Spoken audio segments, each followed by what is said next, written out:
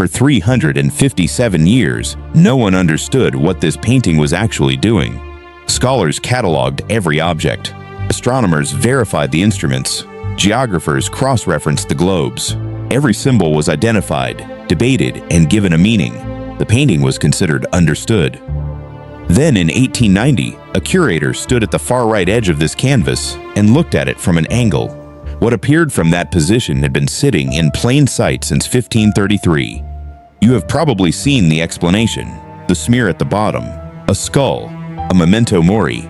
Every museum label says the same thing and moves on. That explanation is correct, but it is also the least interesting thing about this painting. Because what no textbook tells you is what the skull does.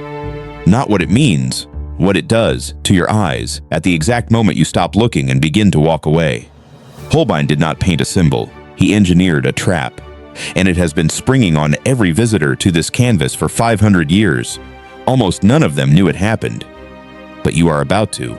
The technique is called anamorphosis, a deliberate visual distortion where an image is encoded into a painting so it can only be decoded from one specific angle. Head-on, the skull looks like a pale smear across the floor. From the far right edge, it assembles into a perfect human skull. Holbein did not invent the technique. Anamorphic images existed before 1533. What he did was hide one inside a painting that was not supposed to be about death at all. This was commissioned as a portrait of power. Jean de Dinteville, the French ambassador to England, paid for this canvas. He was 29 years old.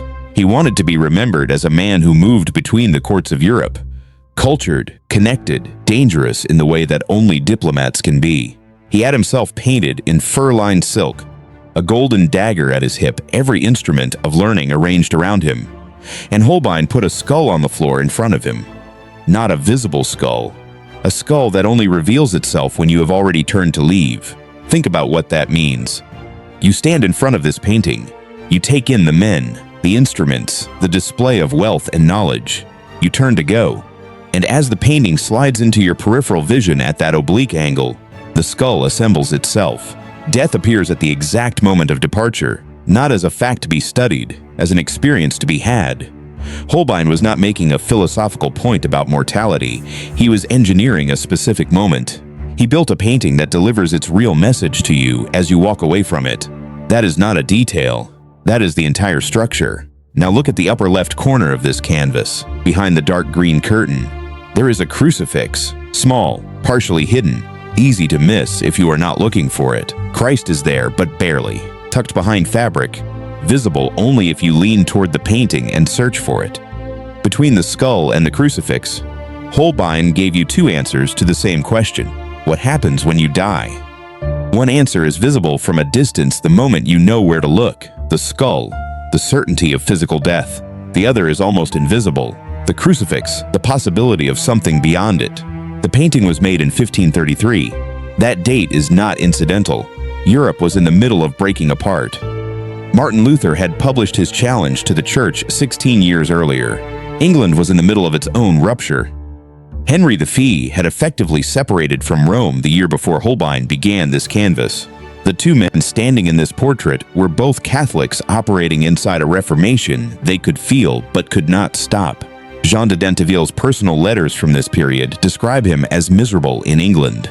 He wrote to his brother that he felt he was living in a country losing its mind, and Holbein hid the crucifix. He did not center it. He did not display it. He placed it where you might not find it, behind a curtain in the corner, almost gone. That is not an artistic choice. That is a position. In Henry V's England, in a painting owned by a French Catholic diplomat, making Christ too visible was not safe. The hiding is the statement. What has been pushed to the edge of the frame is precisely what these men feared was being pushed out of the world. The table between the two men is divided into two levels. The upper shelf holds celestial instruments, a celestial globe, quadrants, sundials, the tools human beings use to measure heaven. The lower shelf holds terrestrial instruments, books, a lute, a globe of the earth, the tools of human culture, geography, and daily learning. Heaven above, earth below. The men stand between them. Nearly every instrument on that table measures time. The sundials have been analyzed by historians who identified a specific date encoded in their positions. Good Friday, 1533. the date Christ died, placed on instruments designed to measure the movement of the cosmos, inside a painting already haunted by a hidden skull and a hidden crucifix. Holbein was precise about this. He did not fill the shelves at random. He researched the instruments, he calibrated them, and then he put a broken lute string in the center of it all. One string snapped and curled away from the neck. A lute in Renaissance painting is a symbol of harmony, of the order that music represents, the mathematical perfection that connects earthly sound to celestial proportion. A broken string means one thing: harmony has ended. Something that was whole is no longer whole. In 1533, Lutherans and Catholics had been in open conflict for 16 years. The question of whether Christianity was one thing or two was tearing Europe apart at the level of armies, executions, and burning books. A single broken string on a single lute, inside a painting already dense with symbols of division and mortality. Holbein did not need to write it down, he painted it. The floor beneath these men is tiled in a specific geometric pattern. If you have been to Westminster Abbey, the church where English monarchs are crowned and buried, you have walked on something close to it.